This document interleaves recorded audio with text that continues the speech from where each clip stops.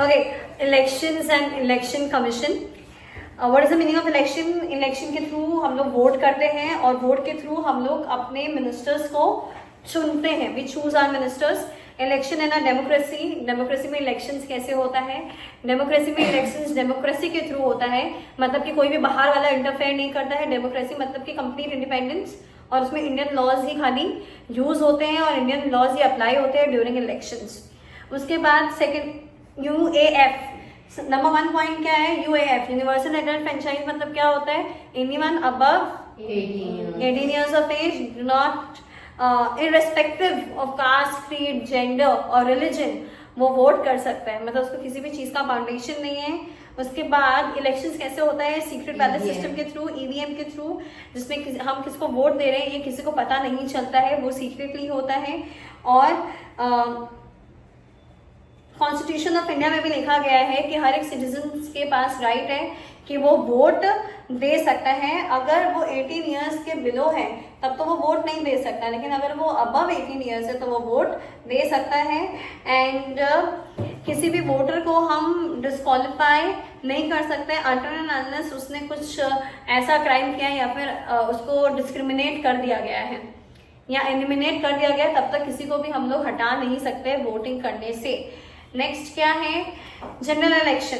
Election के 3 types होते हैं। कितने टाइप्स है? 3 types. General election, mid term election, by election. General election मतलब क्या होता है? जो हम लोग लोकसभा के लिए करते हैं या तो लेजिस्लेटिव असेंबली के लिए। लेजिस्लेटिव असेंबली मतलब क्या होता है और लोकसभा मतलब क्या होता है? सेंटर में समझ लो दिल्ली है, दिल्ली में पार्लियामेंट है, पार्लियामेंट का 2 हाउस है, लोकसभा और राज्यसभा। वैसे ही हर एक स्टेट में भी क्या होता है? पार्लियामेंट जैसा ही होता है, जिसको हम लोग क्या बोलते हैं? State legislative assembly. क्या बोलते हैं? State legislative assembly. State legislative assembly में भी 2 हाउस होता है, एक तो लेजिस्लेटिव असेंबली हो गया और दूसरा लेजिस्लेटिव काउंसिल। ठीक है, तो लेजिस्लेटिव असेंबली के लोगों को हम जो इलेक्ट करते हैं उसको हम क्या कहते हैं? किसके कौन से इलेक्शन के थ्रू हम लोग इलेक्ट करते हैं? जनरल इलेक्शन के थ्रू। जनरल इलेक्शन के थ्रू इलेक्ट करना मतलब क्या होता है कि हम लोग जो भी वोट कर रहे हैं वही लोग चूज हो जाएंगे। ठीक है, वही लोग चूज हो जाएंगे। जनरल इलेक्शन बोलते हैं। लोकसभा में कितने मेंबर्स हैं? मैक्सिमम लिमिट क्या है? 545 मेंबर्स। तो 545 मेंबर्स को जो हम इलेक्ट कर रहे हैं वो हम लोग कौन सी इलेक्शन के थ्रू कर रहे हैं? जनरल इलेक्शन के थ्रू। और जनरल इलेक्शन हर 5 साल में होता है। ये तो हम सेंटर का बात किए, लोकसभा। वैसे ही लेजिस्लेटिव असेंबली का भी जो वोट होता है वो हर 5 साल में होता है। स्टेट को और सेंटर को हम लोग यहाँ पे दोनों को एक साथ पढ़ रहे हैं तो कंफ्यूजन नहीं होना चाहिए। जब भी हम लेजिस्लेटिव असेंबली बोलेंगे तो मतलब वो lower house of the state हुआ। लोकसभा को क्या बोलते हैं? Lower house of the parliament. तो वैसे ही लेजिस्लेटिव असेंबली को हम लोग लोअर हाउस बोलते हैं, स्टेट का लोअर हाउस। ठीक है, स्टेट पार्लियामेंट के लोअर हाउस के या फिर स्टेट असेंबली के लोअर हाउस। समझ में आ गया ये? बाई इलेक्शन किसको बोलते हैं? जब हम लोग को किसी को बाय करना पड़े। बाय कब करना पड़ता है? जब वो इंसान एग्जिस्ट ही नहीं कर रहा हो। जब इंसान कब एग्जिस्ट नहीं करेगा? या तो वो इंसान एक्सपायर हो गया है या तो वो इंसान क्या रेजिग्नेशन दे दिया है। उसके बाद मिड टर्म इलेक्शन किसको बोलते हैं? किसी भी तरीके से, किसी भी क्राइम की वजह से या किसी भी करप्शन के वजह से अगर पूरा का पूरा हाउस पहले ही डिसॉल्व हो जाए, पहले ही डिसॉल्व हो जाए मतलब क्या होता है जानवी? मतलब 5 साल के पहले ही अगर वो क्या हो जाए? डिसॉल्व हो जाए, तो 5 साल के पहले इलेक्शन करना पड़ेगा, मतलब कि मिड टर्म इलेक्शन करना पड़ेगा। टर्म क्या होता है इलेक्शन का? 5 इयर्स होता है। 5 इयर्स के पहले अगर इलेक्शन करना पड़ रहा है तो हम लोग उसको बोलते हैं मिड टर्म इलेक्शन। इलेक्शन फिर 2 टाइप के होते हैं, एक तो डायरेक्ट इलेक्शन और एक इनडायरेक्ट इलेक्शन। डायरेक्ट इलेक्शन के थ्रू हम लोग मेंबर्स ऑफ पार्लियामेंट मतलब कि एमपी को चुनते हैं और MLA members of legislative assembly मतलब स्टेट पार्लियामेंट। ठीक है, तो स्टेट के जो मिनिस्टर्स हैं हम लोग उनको डायरेक्टली चूज करते हैं और मेंबर्स ऑफ लोकसभा को भी हम लोग डायरेक्टली चूज करते हैं। लेकिन मेंबर्स ऑफ राज्यसभा और लेजिस्लेटिव काउंसिल क्या हो गया? स्टेट का जो सेकंड हाउस होता है। स्टेट के 2 हाउस होते हैं, कौन से ऐश्वर्या? लेजिस्लेटिव असेंबली और एक लेजिस्लेटिव काउंसिल।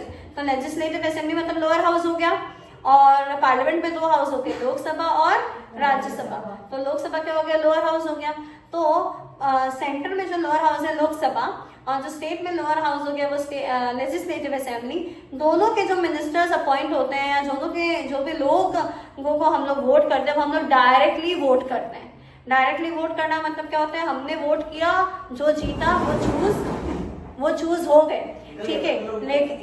लेकिन इनडायरेक्ट इलेक्शंस किसको बोलते हैं? इनडायरेक्ट इलेक्शंस किसको बोलते हैं कि हमने जिसको चूज किया फिर वो लोग को चूज कर रहे हैं। समझ में आए? जैसे हमने कुछ मिनिस्टर्स को चूज किया, वो मिनिस्टर्स के पास बहुत नॉलेज है क्योंकि हमने उनको चूज किया, वो मिनिस्टर्स में से कुछ मिनिस्टर्स फिर राज्यसभा में जाते हैं या तो स्टेट में किस में जाएंगे, लेजिस्लेटिव असेंबली का तो हम लोग ही चूज करते हैं। लेजिस्लेटिव असेंबली के जो लोग होते हैं फिर वो फर्दर डिसाइड करते हैं कि लेजिस्लेटिव काउंसिल में कौन जाएगा। चेन समझ में आ रहा है? सेंटर में क्या चेन है, पहले हम लोग चूज किए लोकसभा को, फिर लोकसभा के मेंबर्स राज्यसभा के लिए चूज कर, और स्टेट में क्या होता है हम लोग चूज किए लेजिस्लेटिव असेंबली को, लेजिस्लेटिव असेंबली के मेंबर किसके मेंबर को चूज कर रहे हैं? लेजिस्लेटिव काउंसिल के मेंबर्स को चूज कर रहे हैं। तो लेजिस्लेटिव काउंसिल को हम डायरेक्टली इलेक्ट कर रहे हैं क्या? नहीं, तो ये इनडायरेक्ट इलेक्शन हो गया।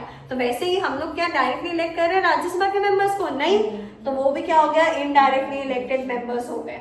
ठीक है, समझ में आ गया? जो भी डायरेक्टली इलेक्टेड हो रहे हैं तो उसको हम लोग डायरेक्टली इलेक्टेड मिनिस्टर्स बोलते हैं, जो इनडायरेक्टली इलेक्ट हो रहे हैं हम लोग उसको क्या बोलते हैं? Indirectly elected ministers. उसके बाद यहाँ पे लिखा भी है, देखो नेक्स्ट पेज में, direct election and direct election मैंने समझा दिया है। अभी यहाँ पे लेजिस्लेटिव काउंसिल लिखा हुआ है ना, लेजिस्लेटिव काउंसिल का दूसरा नाम क्या है? विधान परिषद। अभी दो नेम्स है, ठीक है। जैसे लोकसभा का दूसरा नाम क्या है? लोअर हाउस या फिर हाउस ऑफ द पीपल, ठीक है। वैसे ही राज्यसभा का दूसरा नाम क्या है? Upper house. वैसे ही स्टेट में लेजिस्लेटिव असेंबली का दूसरा नाम है विधानसभा और लेजिस्लेटिव काउंसिल का दूसरा नाम क्या है? विधान परिषद। क्या है दूसरा नाम? विधान परिषद। ये सारा कॉन्सेप्ट क्लियर हुआ? 8 नेम्स लर्न हो गए, lower house, upper house, Lok Sabha, Rajya Sabha, legislative assembly, Vidhan Sabha, legislative council, Vidhan Parishad. Legislative council मतलब विधान परिषद। ये तुम लोग के पेज नंबर 36 में लिखा हुआ भी है दूसरा नाम ब्रैकेट में, ठीक है, तो इसको ध्यान में रखना। उसके बाद हम लोग डायरेक्टली इलेक्ट प्राइम मिनिस्टर को भी करते हैं। प्राइम मिनिस्टर कैसे इलेक्ट होते हैं? हमने जिस पार्टी को सबसे ज्यादा वोट मिला वो पार्टी के जो हेड होते हैं वो प्राइम मिनिस्टर बन जाते हैं। अभी कौन है प्राइम मिनिस्टर? नरेंद्र मोदी जी। नरेंद्र मोदी जी कौन से पार्टी को बिलोंग करते हैं? बीजेपी। मतलब बीजेपी को सबसे ज्यादा वोट मिला, बीजेपी के लीडर कौन है? नरेंद्र मोदी जी, मतलब वो प्राइम मिनिस्टर बन गए। यही होता है ना। वैसे ही प्रेसिडेंट कैसे इलेक्ट होता है? हमने प्राइम मिनिस्टर को इलेक्ट किया, अब प्राइम मिनिस्टर ही अपने में से किसी को प्रेसिडेंट बनाते हैं, इलेक्ट करते हैं या फिर नॉमिनेट करते हैं या फिर चूज करते हैं, ठीक है। हम लोग कभी नहीं बोलते कि प्रेसिडेंट को हम लोग इलेक्ट करते हैं, हम लोग हमेशा बोलते हैं प्रेसिडेंट हमेशा चूज होता है, क्योंकि हम लोग इलेक्ट थोड़ी करते हैं। हमने कभी वोट नहीं किया किसी भी प्रेसिडेंट के लिए, हमने प्राइम मिनिस्टर के लिए वोट किया है, प्राइम मिनिस्टर चूज करते हैं प्रेसिडेंट को, ठीक है। तो वैसे ही हम लोग क्या बोलेंगे? Prime minister is directly elected and president is indirectly elected. Concept clear? उसके बाद composition and organization of the election commission. उसके पहले एक और टॉपिक आता है जो मैंने मिस आउट किया, वो है प्रेसिडेंट ऑफ इंडिया। हमने पढ़ लिया। वाइस प्रेसिडेंट मतलब क्या हो गया? वाइस प्रेसिडेंट तब काम आते हैं जब प्रेसिडेंट वर्क नहीं कर रहे होते हैं, for some reason, due to weakness या फिर ड्यू टू रेजिग्नेशन या फिर ड्यू टू एब्सेंट, कोई भी रीजन की वजह से जब प्रेसिडेंट एब्सेंट हो तो उनकी जगह कौन वर्क करता है?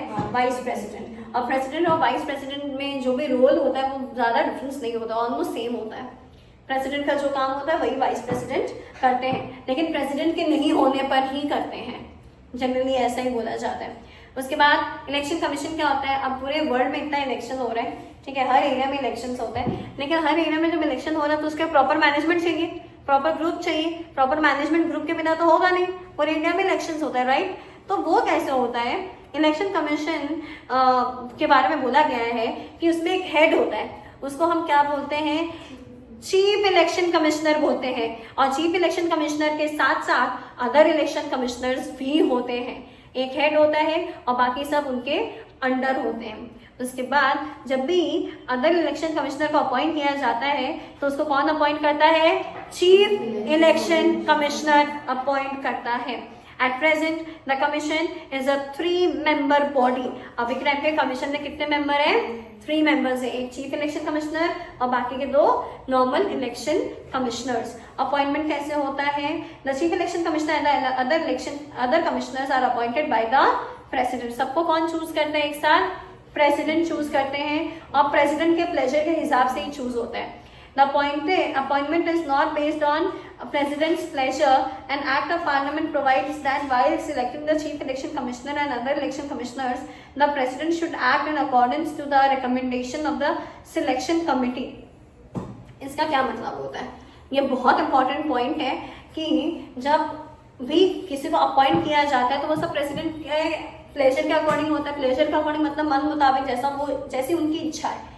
लेकिन इसमें उनकी इच्छा नहीं चलती है, इसमें उनको एक्चुअल में एक रूल्स दिया गया है कि आपको ये रूल्स दिया जा रहा है, इसके अकॉर्डिंग ही आपको उन लोगों को सिलेक्ट करना है जो कि चीफ इलेक्शन कमिश्नर बन सकता है या फिर अदर कमिश्नर्स बन सकता है, अदर इलेक्शन कमिश्नर। अब रूल क्या है? अब जैसे ये रूल का मतलब क्या है कि जैसे प्राइम मिनिस्टर हम लोग किसी को भी बना सकते हैं क्या? नहीं, उसके लिए कुछ तो वो है ना, कंडीशंस है ना। वैसे ही प्रेसिडेंट को भी कंडीशंस प्रोवाइड किया जाता है कि आप किन लोगों को चुन सकते हैं एज चीफ इलेक्शन कमिश्नर या फिर अदर इलेक्शन कमिश्नर्स के पोजीशन के लिए। नंबर 1 क्या है? The prime minister.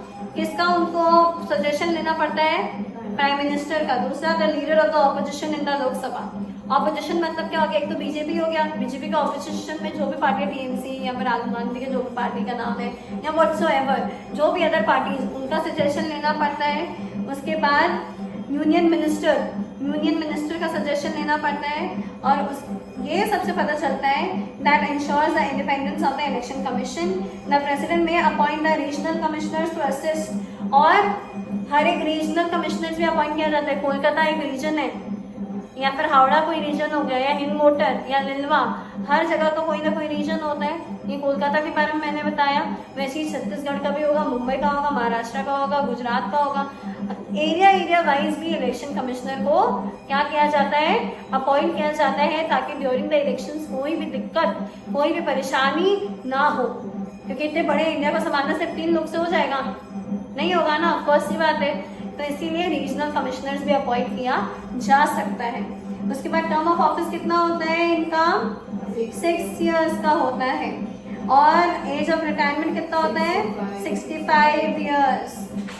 और जब भी 65 years के जैसे हो जाएंगे वैसे उनको रेजिग्नेशन देना पड़ेगा, या फिर वो रिटायरमेंट हो जाएगा उनका। उसके बाद कंडीशन ऑफ सर्विस क्या होता है कि उनका सैलरी उतना ही रहेगा जितना कि जज ऑफ द सुप्रीम कोर्ट का रहता है सैलरी। उसके बाद रिटायरमेंट के बाद उनको क्या मिलेगा? पेंशन मिलेगा। समझ में आ रहा है? उसके बाद जो भी इनमें कभी कभी अगर ओपिनियन अगर डिफरेंट हो तो इसमें मेजॉरिटी का ओपिनियन लिया जाता है कि मेजॉरिटी ऑफ द लोग क्या बोल रहे हैं। ठीक है। उसके बाद independence of the election commission. अब जब इलेक्शन हो रहा होता है, इनके वर्किंग में कभी भी कोई इंटरफेयर नहीं करता है।